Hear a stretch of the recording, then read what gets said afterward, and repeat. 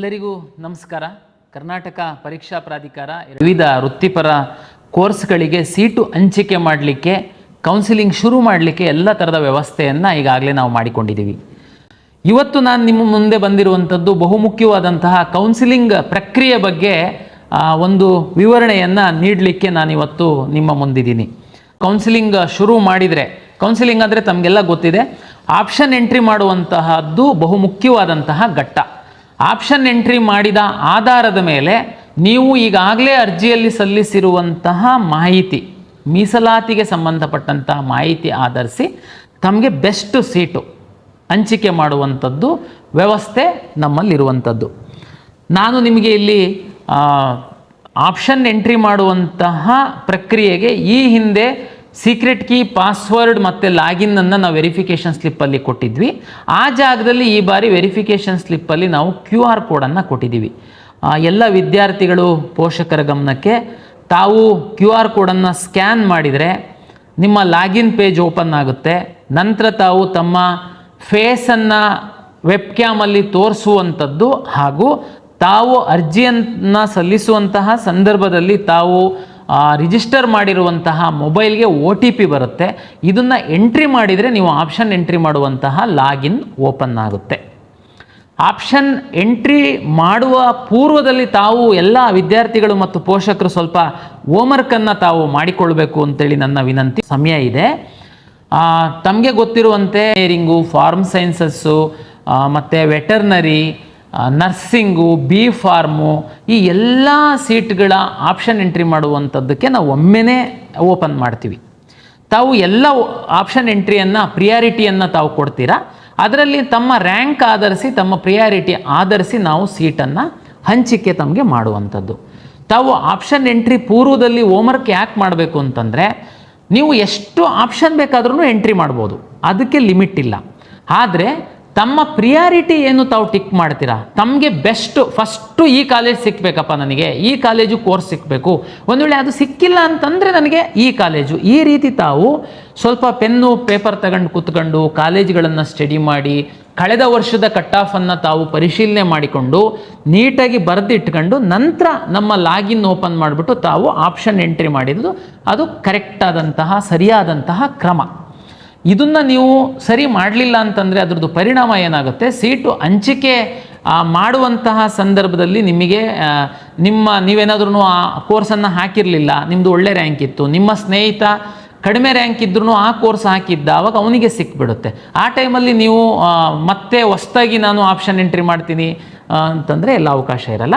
Okay, ಈಗ ನಮ್ಮದು login ಆಗಿದ್ದೀರ. ತಾವು ಲಾಗಿನ್ ಆದ ನಂತರ ತುಂಬ ಸರಳೀಕರಣ ಮಾಡಿದ್ದೀವಿ ನಾವು. ವಿದ್ಯಾರ್ಥಿಗಳ ಹಿತದೃಷ್ಟಿಯಿಂದ ಆಪ್ಷನ್ ಎಂಟ್ರಿ ಮಾಡುವಂಥದ್ದು ಯಾವ ರೀತಿ ಅಂತನ್ನುವಂಥದ್ದನ್ನು ನಾವು ಭಾಳ ಸರಳೀಕರಣ ಮಾಡಿದ್ದೀವಿ. ಈಗ ನಾವು ನೋಡೋಣ. ನೀವು ಒಂದ್ಸರಿ ಲಾಗಿನ್ ಆದ ನಂತರ ಯಾವ ರೀತಿ ನೀವು ವಿವಿಧ ಕಾಲೇಜುಗಳ, ವಿವಿಧ ಕೋರ್ಸುಗಳ ಆಪ್ಷನನ್ನು ತಾವು ಎಂಟ್ರಿ ಮಾಡಬೇಕು, ಹೇಗೆ ಮಾಡಬೇಕು ಅನ್ನುವಂಥದ್ದನ್ನು ನಮ್ಮ IT ಸಿಬ್ಬಂದಿ ಎಕ್ಸ್ಪ್ಲೈನ್ ಮಾಡ್ತಾರೆ. ತಾವು ದಯಮಾಡಿ ಇದನ್ನು ಗಮನವಿಟ್ಟು ಕೇಳಿ. ನೀವು ಯಾರ ಮೇಲೆ ಡಿಪೆಂಡ್ ಆಗುವಂಥ ಅಗತ್ಯ ಇಲ್ಲ. ಪ್ರಾಧಿಕಾರ ತುಂಬ ಸರಳೀಕರಣಗೊಳಿಸಿದೆ. ತಾವೇ ಸ್ವತಃ ಆಪ್ಷನ್ ಎಂಟ್ರಿ ಮಾಡಲಿಕ್ಕೆ ಅವಕಾಶ ಇದೆ. ಓಕೆ, ಬನ್ನಿ ಈಗ ನಾವು ನಮ್ಮ IT ಸಿಬ್ಬಂದಿ ವಿವರಣೆಯನ್ನು ಕೊಡ್ತಾರೆ. ಯಾವ ರೀತಿ ನೀವು ಆಪ್ಷನ್ ಎಂಟ್ರಿ ಮಾಡುವಂಥದ್ದು ಅವಕಾಶಗಳಿದ್ದಾವೆ ಅಂತನ್ನುವಂಥದ್ದನ್ನು ತೋರಿಸಿಕೊಡ್ತಾರೆ. ಪ್ರಸನ್ನ ಸರ್ ಅವರು ಹೇಳ್ತಾ ಇದ್ದಾರೆ ಸಂಪೂರ್ಣವಾದ ವಿವರಣೆ. ಈಗ ನಾವು ಆಪ್ಷನ್ ಎಂಟ್ರಿ ಯಾವ ಥರ ಮಾಡೋದನ್ನ ನೋಡ್ತಾ ಹೋಗೋಣ.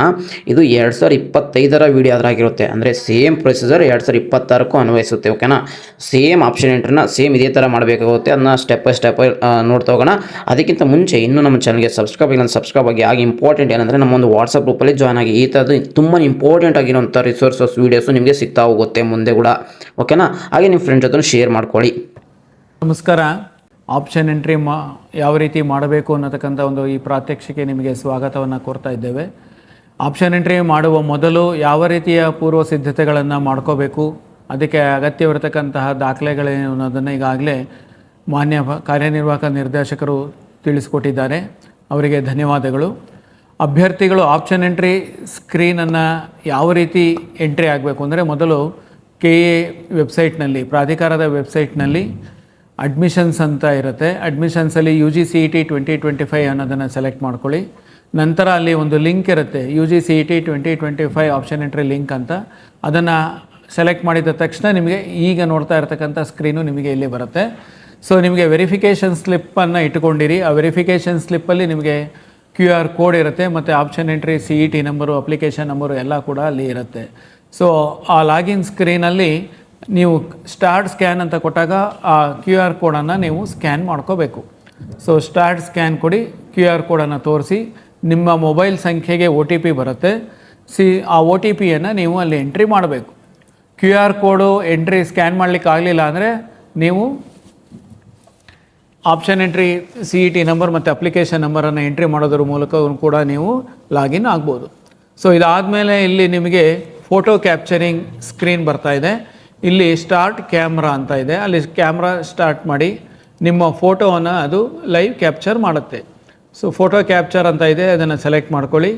ನಂತರ ವೆರಿಫೈ ಆ್ಯಂಡ್ ಲಾಗಿನ್ ಅಂತ ಇದೆ. ಸೊ ನೀವು ಅದನ್ನು ಸೆಲೆಕ್ಟ್ ಮಾಡಿದ ಮೇಲೆ ನಿಮಗೆ ಈಗ ನೀವು ನೋಡ್ತಾ ಇರತಕ್ಕಂಥ ಆಪ್ಷನ್ ಎಂಟ್ರಿ ಸ್ಕ್ರೀನ್ ಕಾಣುತ್ತೆ. ಇಲ್ಲಿ ಅಲರ್ಟ್ ಮೆಸೇಜ್ ಇದೆ. ಅಲರ್ಟ್ ಮೆಸೇಜಲ್ಲಿ ನೀವು 750 ರೂಪಾಯಿ ಪೇಮೆಂಟ್ ಮಾಡಬೇಕು ಅಂತ ಅದು ಹೇಳ್ತಾ ಇದೆ. ಸೊ ಅಭ್ಯರ್ಥಿಗಳು ಇಲ್ಲಿ ನೋಡ್ಬೋದು ಕ್ಯಾಂಡಿಡೇಟ್ಸ್ ಆಪ್ಷನ್ ಎಂಟ್ರಿ ಅಂತ ಇದೆ, ಈಗ ಅದು ಎನೇಬಲ್ ಆಗಿಲ್ಲ. ಪೇ ಆನ್ಲೈನ್ ಅಂತ ಏನಿದೆ ಇದನ್ನು ಸೆಲೆಕ್ಟ್ ಮಾಡಿ ಪೇಮೆಂಟ್ ಮಾಡಿದ ನಂತರ ನಿಮಗೆ ಆಪ್ಷನ್ ಎಂಟ್ರಿ ಪೋರ್ಟಲ್ ಎನೇಬಲ್ ಆಗುತ್ತೆ. ಸೊ ಇಲ್ಲಿ ಫಸ್ಟು ಪೇಮೆಂಟನ್ನು ಮಾಡಬೇಕು. ಪೇಮೆಂಟ್ ಮಾಡಬೇಕಾದ್ರೆ ನಿಮಗೆ ಅಲ್ಲಿ ವಿವಿಧ ರೀತಿಯ ಪೇಮೆಂಟ್ ಗೇಟ್ವೇಗಳಿದೆ. ನಿಮಗೆ ಯಾವುದು ಅನುಕೂಲನೋ ನೀವು ಅದನ್ನು ಆಯ್ಕೆ ಮಾಡ್ಕೋಬಹುದು.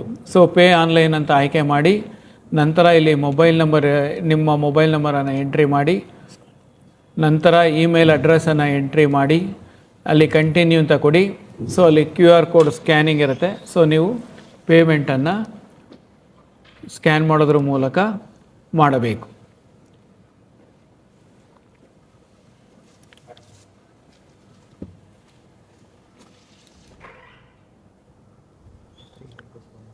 ಸೊ ಇಲ್ಲಿ ಟೆಸ್ಟಿಂಗಿಗೋಸ್ಕರ ಅಲ್ಲಿ 1 ರೂಪಾಯಿ ಅಂತ ತೋರಿಸಿದೆ. ಸೊ ಎಲ್ಲ ಅಭ್ಯರ್ಥಿಗಳು 750 ರೂಪಾಯಿಯನ್ನು ಪೇಮೆಂಟ್ ಮಾಡಬೇಕಾಗತ್ತೆ. ಸೊ ಪೇಮೆಂಟ್ ಮಾಡಿದ ನಂತರ ಪೇಮೆಂಟ್ ಸಕ್ಸಸ್ಫುಲ್ ಅಂತ ಬರುತ್ತೆ.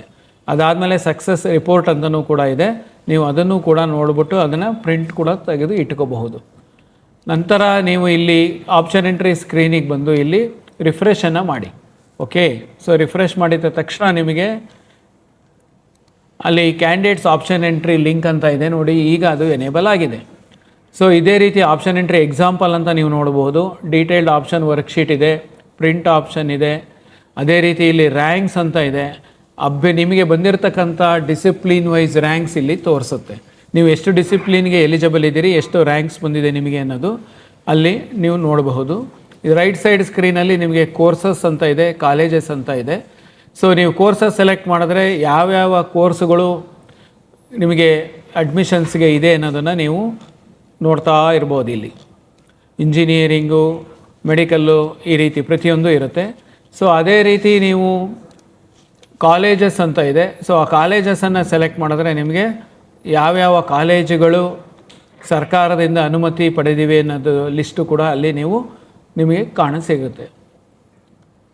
List of colleges approved by the government for seat allotment, ಇದಿಷ್ಟು ಕೂಡ ನಿಮಗೆ ಅಲ್ಲಿ ಡಿಸ್ಪ್ಲೇ ಆಗುತ್ತೆ. ಆಯುಷ್ ಕಾಲೇಜು, ಅದೇ ರೀತಿ ನಿಮಗೆ ಯೋಗ ಆ್ಯಂಡ್ ನ್ಯಾಚುರೋಪತಿ ಮತ್ತು ಆರ್ಕಿಟೆಕ್ಚರ್, ಸೊ ಇಂಜಿನಿಯರಿಂಗ್, ಸೊ ಈ ರೀತಿ ಪ್ರತಿಯೊಂದು ಡಿಸಿಪ್ಲಿನಲ್ಲೂ ಕೂಡ ನಿಮಗೆ ಲಿಸ್ಟ್ ಬರುತ್ತೆ. ಇಲ್ಲಿ ಏನಪ್ಪ ಪ್ರಾಮುಖ್ಯವಾಗಿ ನೀವು ಗಮನಿಸಬೇಕು ಅಂತಂದರೆ, ಯಾವ ಕಾಲೇಜು ನೀವು ನೋಡ್ತಾ ಇದ್ದೀರಿ ಆ ಕಾಲೇಜಲ್ಲಿ ಪಕ್ಕದಲ್ಲಿ ನಿಮಗೆ ಕಾಲೇಜ್ ಇನ್ಫಾರ್ಮೇಷನ್ ಅಂತ ಇದೆ. ಇದನ್ನು ನೀವು ಕ್ಲಿಕ್ ಮಾಡಿದ್ರೆ ಆ ಕಾಲೇಜಿನ ಬಗ್ಗೆ ಮಾಹಿತಿ ಕೂಡ ನಿಮಗೆ ಅಲ್ಲಿ ಡಿಸ್ಪ್ಲೇ ಆಗುತ್ತೆ. ಕಾಲೇಜಿನ ಮಾಹಿತಿ ಕಾಲೇಜು ಪೋರ್ಟಲಲ್ಲಿ ಕಾಲೇಜಿನವರು ದಾಖಲಿಸಿರ್ತಾರೆ. ಕಾಲೇಜಿನವರು ದಾಖಲಿಸಿರ್ತಕ್ಕಂಥ ಮಾಹಿತಿಯನ್ನು ಅಲ್ಲಿ ಡಿಸ್ಪ್ಲೇ ಮಾಡ್ತೀವಿ. ಈಗ ಇಲ್ಲಿ ಕ್ಯಾಂಡಿಡೇಟ್ಸ್ ಆಪ್ಷನ್ ಎಂಟ್ರಿಗೆ ನಾವು ಮೊದಲು ಬರೋಣ. ಸೊ ಇದನ್ನು ಆಯ್ಕೆ ಮಾಡಿದ ನಂತರ ಇಲ್ಲಿ ನಿಮಗೆ ಒಂದು ಮೆಸೇಜ್ ಪಾಪಪ್ ಆಗುತ್ತೆ. I am aware that the options entered by me for the first round will continue as it is for all the subsequent rounds of online seat allotment. ಈ ಥರ ಇದೆ ಅಲ್ಲಿ. ಅಂತಂದರೆ ನಾವು ಮೊದಲನೇ ಸುತ್ತಿಗೆ ಏನು ಆಪ್ಷನ್ಸನ್ನು ಎಂಟ್ರಿ ಮಾಡ್ತೀವಿ ಅದು ಎಲ್ಲ ಸುತ್ತುಗಳಿಗೂ ಕೂಡ ಇರುತ್ತೆ.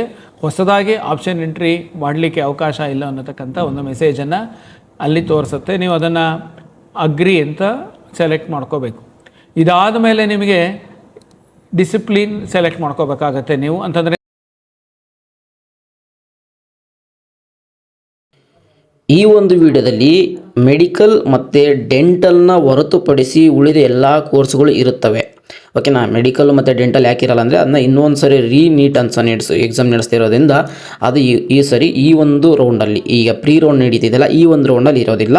ನೆಕ್ಸ್ಟ್ ಬರೋ ಅಪ್ಕಮಿಂಗ್ ರೌಂಡ್ಸಲ್ಲಿ ರಿಸಲ್ಟ್ ಬಂದರೆ ಅದು ಕೂಡ ಇನ್ಕ್ಲೂಡ್ ಮಾಡ್ತಾರೆ ಕಂಬೈಂಡ್ ಆಗಿ.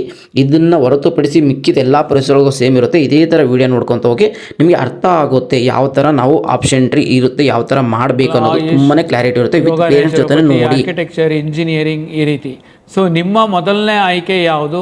ನೀವು ಈಗಾಗಲೇ ಏನು ಲಿಸ್ಟ್ ಮಾಡಿದ್ದೀರಿ ಅದರಲ್ಲಿ ಮೊದಲನೇದು ಯಾವುದು? ನೀವು ಇವಾಗ ಆಪ್ಷನ್ ಎಂಟ್ರಿಯನ್ನು ಮಾಡುವಾಗ ಯಾವುದೇ ಥರ ಕೋರ್ಸನ್ನು ನೀವು ಮೊದಲನೇ ಪ್ರಯಾರಿಟಿಯಲ್ಲಿ ಇಡ್ಬೋದು. ಅಗ್ರಿಕಲ್ಚರ್ ಇಡ್ಬೋದು, ವೆಟರ್ನರಿ ಇಡ್ಬೋದು, ಆಮೇಲೆ ನೆಕ್ಸ್ಟ್ ಬಂದಾಗ ಇಂಜಿನಿಯರಿಂಗ್ ಇಡ್ಬೋದು. ಈ ಥರ ಯಾವುದೇ ಇಡ್ಬೋದು. ಈಗ ಮೊದಲು ಒಂದಿಷ್ಟು ಫಸ್ಟ್ ಕೋರ್ಸಸ್ ಇಡ್ತೀರಾ, ನೆಕ್ಸ್ಟ್ ಏನು ಮಾಡ್ತೀರಾ, ನೆಕ್ಸ್ಟ್ ಈಗ ಇಂಜಿನಿಯರಿಂಗ್ ಯಾವ ಥರ ಮಾಡಬೇಕು. ಈಗ ಫಸ್ಟ್ ಏನೋ ಒಂದು ಕೋರ್ಸಸ್ನ ಆಪ್ಷನ್ ಎಂಟ್ರಿ ಮಾಡಿದ್ರೆ ನೆಕ್ಸ್ಟ್ ಇಂಜಿನಿಯರಿಂಗ್ ಯಾವ ಥರ ಮಾಡೋದು ನೋಡ್ತಾ ಹೋಗೋಣ ಬನ್ನಿ, ಅರ್ಥ ಆಗ್ತಾ ಹೋಗುತ್ತೆ ನಿಮಗೆ. ನೋಡ್ತಾ ಹೋದ್ರೆ ಇದಾದಮೇಲೆ ನೀವು ಇಂಜಿನಿಯರಿಂಗನ್ನು ಕಂಟಿನ್ಯೂ ಮಾಡ್ಬೋದು. ಇಲ್ಲೂ ಕೂಡ ಕೋರ್ಸನ್ನು ಸೆಲೆಕ್ಟ್ ಮಾಡ್ಕೋಬೋದು, ಕಾಲೇಜನ್ನು ಕೂಡ ನೀವು ಸೆಲೆಕ್ಟ್ ಮಾಡ್ಕೋಬಹುದು. ಸೊ ಯಾವ ಕಾಲೇಜ್ ಬೇಕು ಅನ್ನೋದು ಅಲ್ಲಿ ಬರುತ್ತೆ. ಆ ಕಾಲೇಜನ್ನು ನೀವು ಸೆಲೆಕ್ಟ್ ಮಾಡಿದಾಗ ಆ ಕಾಲೇಜಲ್ಲಿ ಏನು ಕೋರ್ಸ್ಗಳಿದೆ ಅನ್ನೋದು ನಿಮಗೆ ಇಲ್ಲಿ ಬರುತ್ತೆ. ಈಗ university Vishweshwara UVC Bangalore select ಮಾಡಿದ್ದೀರಾ. ಇದರಲ್ಲಿ ನಿಮಗೆ ಆರ್ಟಿಫಿಷಿಯಲ್ ಇಂಟೆಲಿಜೆನ್ಸ್ ಇದೆ, civil engineering, computer science engineering, electrical, electronics and communication, ಈ ರೀತಿ ಆ ಕಾಲೇಜಲ್ಲಿ ಇರತಕ್ಕಂಥ ಕೋರ್ಸ್ಗಳು ಡಿಸ್ಪ್ಲೇ ಆಗುತ್ತೆ. ಸೊ ನಿಮಗೆ ಯಾವ ಕೋರ್ಸ್ ಬೇಕು ಅನ್ನೋದನ್ನು ನೀವು ಆಯ್ಕೆ ಮಾಡಿರ್ತೀರಿ. ಸೊ ನೆಕ್ಸ್ಟ್ ಪ್ರಿಯಾರಿಟಿ ನಂಬರನ್ನು ನೀವು ಅಲ್ಲಿ ಎಂಟ್ರಿ ಮಾಡಬೇಕು. ಫಾರ್ ಎಕ್ಸಾಂಪಲ್ ನಿಮಗೆ ಕಂಪ್ಯೂಟರ್ ಸೈನ್ಸ್ UVC ಅಂತಂದರೆ ನೆಕ್ಸ್ಟ್ ನಂಬರ್ ಈಸ್ 29. ಸೊ ಈ ನೆಕ್ಸ್ಟ್ ಈಸ್ ಎಲೆಕ್ಟ್ರಾನಿಕ್ಸ್ 30. ಸೊ ಇವೆರಡೇ ಸಾಕು ನನಗೆ. ಇಲ್ಲ ನಾನು ಇನ್ನೂ ಒಂದು ಬೇರೆ ಕಾಲೇಜಲ್ಲಿ ಎಗೈನ್ ನಾನು ಕಂಪ್ಯೂಟರ್ ಸೈನ್ಸೇ ತೊಗೋತೀನಿ ಅಂತಂದರೆ ನಿಮ್ಗೆ ಯಾವ ಕಾಲೇಜ್ ಬೇಕು ಆ ಕಾಲೇಜನ್ನು ಸೆಲೆಕ್ಟ್ ಮಾಡ್ಕೊಳ್ಳಿ. ಸೊ BMS ಕಾಲೇಜ್, ಪ್ರತಿಯೊಂದು ಕಾಲೇಜು ಇರುತ್ತೆ ನೋಡಿ. Ambedkar, RV, Ramaiah, order by college code ಇರುತ್ತೆ. ನಿಮಗೆ ಯಾವ ಆರ್ಡ್ರಲ್ಲಿ ಬೇಕು ಆ ಕಾಲೇಜನ್ನು ನೀವು ಸೆಲೆಕ್ಟ್ ಮಾಡ್ಕೋಬಹುದು. ಸೊ ಆ ಕಾಲೇಜನ್ನು ಸೆಲೆಕ್ಟ್ ಮಾಡಿದ ತಕ್ಷಣ ನಿಮಗೆ ಅಲ್ಲಿ ಇರ್ತಕ್ಕಂಥ ಕೋರ್ಸ್ಗಳು ಡಿಸ್ಪ್ಲೇ ಆಗುತ್ತೆ. ನೀವು ಆ ಕೋರ್ಸ್ ಮುಂದೆ ನಿಮಗೆ ಯಾವುದು ಬೇಕು ಆ ಪ್ರಿಯಾರಿಟಿ ನಂಬರನ್ನು ನೀವು ಎಂಟ್ರಿ ಮಾಡಿ. ಪ್ರಿಯಾರಿಟಿ ನಂಬರ್ ಎಂಟ್ರಿ ಮಾಡಿ ನಂತರ ಸೇವ್ ಆ್ಯಂಡ್ ಸಬ್ಮಿಟ್ ಬಟನನ್ನು ನೀವು ಆಯ್ಕೆ ಮಾಡ್ಕೋಬೇಕು. ಸೊ ಇದಾದ ನಂತರ ನಿಮಗೆ ಈ ಪ್ರಿಯಾರಿಟಿ ನಂಬರ್ ವೈಸ್ ಏನಿದೆ ಅದು ಈಗಾಗಲೇ ಹೇಳಿದ್ದೀನಿ, ಅದೇ ರೀತಿ ನಿಮಗೆ ಅಲ್ಲಿ ಡಿಸ್ಪ್ಲೇ ಆಗ್ತಾ ಇರುತ್ತೆ. ಸೊ ನೆಕ್ಸ್ಟು ನಿಮಗೆ ಇಂಜಿನಿಯರಿಂಗು ನಾನು ಒಂದು 100 ಕಾಲೇಜ್ ಮಾಡಿದ್ದೀನಿ ಅಥವಾ ಒಂದು 10 ಕಾಲೇಜ್ ಮಾಡಿದ್ದೀನಿ. ಸೊ ನಂದು ನೆಕ್ಸ್ಟು ಅಕಸ್ಮಾತ್ ನನಗೆ ಇಂಜಿನಿಯರಿಂಗು ಸಿಕ್ಕಲಿಲ್ಲ, ಮೆಡಿಕಲ್ಲು ಸಿಕ್ಕಲಿಲ್ಲ, ನೆಕ್ಸ್ಟ್ ಆಪ್ಷನ್ ನಂದೇನು, ಡೆಂಟಲ್ ಮಾಡ್ತೀನಾ, ಆಯುಷ್ ಮಾಡ್ತೀನಾ ಅಥವಾ ನ್ಯಾಚುರೋಪತಿ ಮಾಡ್ತೀನಾ, I am interested in agriculture, food science, nursing, veterinary. So ಈ ರೀತಿ ನೀವು ಆಯ್ಕೆ ಮಾಡ್ಕೋಬೋದು. ಸೊ ವೆಟರ್ನರಿ ಕೋರ್ಸ್ಗಳನ್ನ ಕಾಲೇಜನ್ನು ನೀವು ಆಯ್ಕೆ ಮಾಡಿದರೆ ಅಲ್ಲಿ ನಿಮಗೆ ಅದು ಡಿಸ್ಪ್ಲೇ ಆಗುತ್ತೆ. ಸೊ ನೆಕ್ಸ್ಟ್ ನಮ್ಮ ನಂಬರ್ ಏನಿದೆ ಆ ಪ್ರಿಯಾರಿಟಿ ನಂಬರನ್ನು ನೀವು ಎಂಟ್ರಿ ಮಾಡ್ತಾ ಹೋಗ್ಬೋದು. ಸೊ ಎಂಟ್ರಿ ಮಾಡಿ ಸೇವ್ ಆ್ಯಂಡ್ ಸಬ್ಮಿಟ್ ಅಂತ ಇರುತ್ತೆ, ಸೇವ್ ಆ್ಯಂಡ್ ಸಬ್ಮಿಟ್ ಮಾಡ್ಕೊಳ್ಳಿ. ದೆನ್ ಮತ್ತೆ ನೀವು ಬೇರೆ ಎಂಟ್ರಿ ಮಾಡ್ಕೋಬೇಕು ಅಂತಂದರೆ ನಿಮಗೆ ಯಾವುದು ಇಷ್ಟ ಇದೆ. ಈಗ ಇಲ್ಲಿ ವೆಟರ್ನರಿ ಸೆಲೆಕ್ಟ್ ಮಾಡಿದ್ದೀನಿ. ಸೊ ವೆಟರ್ನರಿ ಕಾಲೇಜುಗಳು ಬರ್ತಾ ಇದೆ. ಆ ವೆಟರ್ನರಿ ಕಾಲೇಜಿನ ಮುಂದೆ ನಿಮಗೆ ಯಾವುದು ಬೇಕು ಆ ನಂಬರನ್ನು ಎಂಟ್ರಿ ಮಾಡ್ತಾ ಹೋಗಿ. ಸೊ ಇಷ್ಟೇ ಮಾಡಬೇಕು, ಇಷ್ಟೇ ಆರ್ಡ್ರಲ್ಲಿ ಇರಬೇಕು ಅನ್ನತಕ್ಕಂಥ ಏನೂ ಇಲ್ಲ. ಈಗ ನಾನು ನಿಮಗೆ ತೋರಿಸ್ತಾ ಇರ್ತಕ್ಕಂಥದ್ದು ಬರೀ ನಂಬರ್ಸ್ ಅಷ್ಟೇ. ಯಾವ ರೀತಿ ನಂಬರ್ಸನ್ನು ನೀವು ಎಂಟ್ರಿ ಮಾಡಬೇಕು ಅನ್ನೋದನ್ನು ಮಾತ್ರ ಇಲ್ಲಿ ನೀವು ನೋಡ್ತಾ ಇದ್ದೀರಿ. ಸೊ ಎಂಟ್ರಿ ಮಾಡಿದ ಮೇಲೆ ನೀವು ಸೇವ್ ಆ್ಯಂಡ್ ಸಬ್ಮಿಟ್ ಮಾಡಿ. ಸೇವ್ ಆ್ಯಂಡ್ ಸಬ್ಮಿಟ್ ಮಾಡಿದ ಮೇಲೆ ನಿಮಗೆ ರೈಟ್ ಸೈಡ್ ಸ್ಕ್ರೀನಲ್ಲಿ ಬರುತ್ತೆ. ಸೊ ಈ ರೀತಿ ನೀವು ಒಂದು 200 ಆಪ್ಷನ್ ಸೆಲೆಕ್ಟ್ ಮಾಡಿದರೆ ಆ 200 ಒಂದು 3-4 ಡಿಸಿಪ್ಲಿನ್ ಸೇರಿ ಇದ್ದರೆ ಅಷ್ಟು ಡಿಸಿಪ್ಲಿನ್ 200 ಆಪ್ಷನ್ಸನ್ನು ಎಂಟ್ರಿ ಮಾಡಿ ಪ್ರತಿ 5 ಅಥವಾ 10 ಆಪ್ಷನ್ಸ್ಗೆ ಸೇವ್ ಆ್ಯಂಡ್ ಸಬ್ಮಿಟ್ ಬಟನನ್ನು ಯೂಸ್ ಮಾಡಿ. ಎಲ್ಲ ಮುಗಿದ ನಂತರ ನಿಮಗೆ ಇಲ್ಲಿ ಡೌನ್ಲೋಡ್ ಆಪ್ಷನ್ ಎಂಟ್ರಿ ರಿಪೋರ್ಟ್ ಅಂತ ಕಾಣ್ತಾ ಇದೆ ಮತ್ತು ಅಪ್ಡೇಟ್ ಅಂತ ಕಾಣ್ತಾ ಇದೆ. ಈ ಅಪ್ಡೇಟ್ ಏನಪ್ಪ ಅಂತಂದರೆ ಫಾರ್ ಎಕ್ಸಾಂಪಲ್ ನಿಮಗೆ 6ನೇ ಸೀರಿಯಲ್ ನಂಬರ್ ಇರ್ತಕ್ಕಂಥದ್ದು ಪ್ರಿಯಾರಿಟಿ ನಂಬರ್ ಇರೋದು ನಿಮಗೆ ಬೇಡ ಅನಿಸಿದ್ರೆ ನೀವೇನು ಮಾಡ್ಬೋದು, ಅದನ್ನು ಮಾಡಿಫೈ ಮಾಡ್ಬೋದು. ಅದನ್ನು ತೊಗೊಂಡು ನಾನು ಲಾಸ್ಟ್ಗೆ ಹಾಕ್ತೀನಿ ಅಂತಂದರೆ ಆ ಲಾಸ್ಟ್ ನಂಬರ್ ಏನಿದೆ ನೀವು ಎಂಟ್ರಿ ಮಾಡಿ ಅಲ್ಲಿ ಅಪ್ಡೇಟ್ ಅಂತ ಕೊಟ್ಟರೆ ಅದು ನಿಮಗೆ ಆರ್ಡರ್ ಆಗಿ ಹೋಗಿ ಲಾಸ್ಟಲ್ಲಿ ಕೂತ್ಕೊಳ್ಳುತ್ತೆ. ಸೊ ಈಗ ನೀವು ಇಲ್ಲಿ ನೋಡ್ಬೋದು, ಈಗ ಏನು ಲಾಸ್ಟ್ ನಂಬರ್ ಎಂಟ್ರಿ ಆಗಿರುತ್ತೆ ಅದು ನಿಮಗೆ ಅಲ್ಲಿ ಬಂದಿರುತ್ತೆ. ಸೊ ಅದೇ ರೀತಿ ನಿಮಗೆ ಈಗ ನನಗೆ 38ನೇ ಆಪ್ಷನ್ ಬೇಕಿಲ್ಲ, ನಾನು ಅದನ್ನು ಡಿಲೀಟ್ ಮಾಡಬೇಕು ಅಂದರೆ ನೀವು ಅಲ್ಲಿ ಕರ್ಸರ್ ಇಟ್ಬಿಟ್ಟು 0 ಅಂತ ಪ್ರೆಸ್ ಮಾಡಿ ಅಪ್ಡೇಟ್ ಅಂತ ಕೊಟ್ಟರೆ ನಿಮಗೆ ಅದು ಆಪ್ಷನ್ ಎಂಟ್ರಿ ಲಿಸ್ಟಿಂದ ಡಿಲೀಟ್ ಆಗುತ್ತೆ. ಡಿಲೀಟ್ ಆಗಿಬಿಟ್ಟು ಲೆಫ್ಟ್ ಸೈಡ್ ಸ್ಕ್ರೀನ್ ಏನಿದೆ ಅಲ್ಲಿ ಬಂದು ಮೊದಲಿನ ಪೊಸಿಷನಲ್ಲಿ ಕೂತ್ಕೊಳ್ಳುತ್ತೆ. ಸೊ ಈಗ ನೆಕ್ಸ್ಟು ನಿಮಗೆ ಡೌನ್ಲೋಡ್ ಆಪ್ಷನ್ ಎಂಟ್ರಿ ರಿಪೋರ್ಟ್ ಅಂತ ಇದೆ. ಇದನ್ನು ಸೆಲೆಕ್ಟ್ ಮಾಡಿದಾಗ ನೀವು ಎಷ್ಟು ಕಾಲೇಜ್ ಎಂಟ್ರಿ ಮಾಡಿದ್ದೀರಾ, ಯಾವ ಆರ್ಡ್ರಲ್ಲಿ ಮಾಡಿದ್ದೀರಾ, ಯಾವ ಟೈಮಲ್ಲಿ ಮಾಡಿದ್ದೀರಾ ಅನ್ನೋದನ್ನು ನಿಮಗೆ ಲಿಸ್ಟು ಇಲ್ಲಿ ಡಿಸ್ಪ್ಲೇ ಆಗುತ್ತೆ. ಇದಾದಮೇಲೆ ನೀವು ಇಲ್ಲಿ ಲಾಸ್ಟಲ್ಲಿ ನೋಡ್ಬೋದು ನೀವು ಯಾವ್ಯಾವ ಪ್ರಿಯಾರಿಟಿ ನಂಬರ್ ಎಂಟ್ರಿ ಮಾಡಿಲ್ಲ. ಸೊ ಈ ಪ್ರಿಯಾರಿಟಿ ನಂಬರ್ಗಳು ಈ ಲಿಸ್ಟ್ನಲ್ಲಿ ಇಲ್ಲ ಅನ್ನೋದು ಕೂಡ ನಿಮಗೆ ಅಲ್ಲಿ ತೋರಿಸ್ತಾ ಇದೆ. ಸೊ ಇದು ಆಪ್ಷನ್ ಎಂಟ್ರಿ ಪ್ರಿಂಟೌಟ್. ಇದನ್ನು ನೀವು ಆಪ್ಷನ್ ಎಂಟ್ರಿ ಪ್ರಿಂಟೌಟನ್ನು ತೊಗೊಂಡು ಮತ್ತೊಮ್ಮೆ ಪರಿಶೀಲಿಸಿ ಇದರಲ್ಲಿ ಏನಾದ್ರು ಮತ್ತೆ ನೀವು ಮಾಡಿಫೈ ಮಾಡಬೇಕು ಅಂತಂದರೆ ಈ ಸ್ಕ್ರೀನಿಗೆ ಬಂದು ನೀವು ಮಾಡಿಫೈ ಯಾವ ಆಪ್ಷನ್ಸ್ ಇದೆ, ಯಾವ ಕಾಲೇಜ್ ಬೇಕು ಅನ್ನೋದನ್ನು ಸೆಲೆಕ್ಟ್ ಮಾಡಿ ನೀವು ಆಪ್ಷನ್ಸನ್ನು ಮಾಡಿಫೈ ಮಾಡ್ಕೋಬೋದು, ಡಿಲೀಟ್ ಮಾಡ್ಬೋದು, ಆರ್ಡರ್ ಮಾಡ್ಬೋದು. ಈ ರೀತಿ ವರ್ಕನ್ನು ನೀವು ಎಷ್ಟು ಸಲ ಬೇಕಾದರೂ ಮಾಡ್ಬೋದು. ಶೆಡ್ಯೂಲ್ ಡೇಟ್ಸ್ ಏನಿದೆ ಆ ಡೇಟಿನ ಒಳಗಾಗಿ ಅಂತಂದರೆ ನಿಗದಿತ ದಿನಾಂಕದ ಒಳಗಾಗಿ ಎಷ್ಟು ಸಲ ಬೇಕಾದ್ರೂ ನೀವು ಲಾಗಿನ್ ಆದ ನಂತರ ನೀವು ಆಪ್ಷನ್ಸ್ ಎಂಟ್ರಿ ಪೋರ್ಟಲನ್ನು ನೋಡಿ ಪರಿಶೀಲಿಸ್ಕೊಂಡು ನೀವು ಆಪ್ಷನ್ಸನ್ನು ಮಾಡಿಫೈ ಮಾಡ್ಕೊಳ್ಳಿ, ಎಂಟ್ರಿ ಮಾಡ್ಕೊಳ್ಳಿ. ಇದಕ್ಕೆ ಆಪ್ಷನ್ ಎಂಟ್ರಿ ಅಂತ ನಿಮಗೆ ಕರೀತಾರೆ. ಸೊ ಈ ಆಪ್ಷನ್ ಎಂಟ್ರಿ ಮಾಡೋದಕ್ಕಿಂತ ಮುಂಚೆ ಈಗಾಗಲೇ ಹೇಳಿದ ಹಾಗೆ ಒಂದು ಲಿಸ್ಟ್ ಆಫ್ ಕಾಲೇಜಸನ್ನು ಮಾಡ್ಕೊಳ್ಳಿ, ಕೋರ್ಸನ್ನು ಮಾಡ್ಕೊಳ್ಳಿ. ಇದಾದಮೇಲೆ ನೀವು ಆ ಲಿಸ್ಟನ್ನು just transfer into that particular college and the courses. So ಇದಾದಮೇಲೆ ನಿಮಗೆ ಅಲ್ಲಿ ಲಾಗೌಟ್ ಬಟನ್ ಅಂತ ಇದೆ. ಆ ಲಾಗೌಟ್ ಬಟನನ್ನು ನೀವು ಸೆಲೆಕ್ಟ್ ಮಾಡಿದ್ರೆ ಲಾಗೌಟ್ ಆಗುತ್ತೆ. ಇದನ್ನು ಆಪ್ಷನ್ ಎಂಟ್ರಿ ಅಂತ ಕರೀತಾರೆ. Thank you. ತಾವು ಈಗ ನೋಡಿದ್ದೀರಾ ಯಾವ ರೀತಿ ಲಾಗಿನ್ ಆದ ನಂತರ ಆಪ್ಷನ್ ಎಂಟ್ರಿ ಮಾಡ್ಬೋದು ಅಂತನ್ನುವಂಥದ್ದನ್ನು.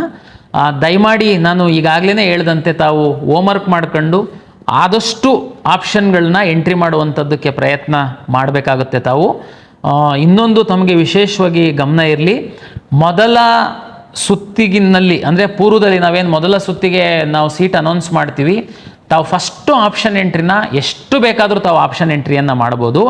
ನಾವು ಮುಂದಿನ 2 ಅಥವಾ 3 ರೌಂಡ್ಗಳಲ್ಲಿ ನಾವು ಸೀಟ್ ಹಂಚಿಕೆ ಮಾಡುವಂಥದ್ದು ತಾವು ಮೊದಲ ರೌಂಡ್ ಆಪ್ಷನ್ ಎಂಟ್ರಿ ಮಾಡಿರುವಂಥದ್ದು. ಹಾಗಾಗಿ ನೀವು ನಂತರದ ದಿನಗಳಲ್ಲಿ ಆಪ್ಷನನ್ನು ಡಿಲೀಟ್ ಮಾಡಬಹುದು, ಮೇಲೆ ಕೆಳಗೆ ಮಾಡ್ಬೋದು. ಆದರೆ ನೀವು ಯಾವುದಾದ್ರೂ ಆಪ್ಷನ್ ಹಾಕಿಲ್ಲ ಅಂತಂದರೆ ಹೊರಗಿಂದ ಒಂದು ಆಪ್ಷನನ್ನು ತಗೊಂಡು ಬಂದು 1 ರೌಂಡ್ ಮುಗಿದ ನಂತರ ನಾವು ಎಂಟ್ರಿ ಮಾಡಲಿಕ್ಕೆ ಅವಕಾಶ ಕೊಡಲ್ಲ. ದಯಮಾಡಿ ಅರ್ಥ ಮಾಡ್ಕೊಳ್ಳಿ, ಇದು ಭಾಳ ಬಹುಮುಖ್ಯವಾದಂತಹ ಒಂದು ವಿಷಯ. ಯಾಕೆಂದರೆ ತುಂಬ ವಿದ್ಯಾರ್ಥಿಗಳು ಏನು ಮಾಡ್ತೀರಾ, ತಾವು ಕೆಲವು ಆಪ್ಷನ್ಗಳನ್ನ ಹಾಕ್ಬಿಡ್ತೀರಾ.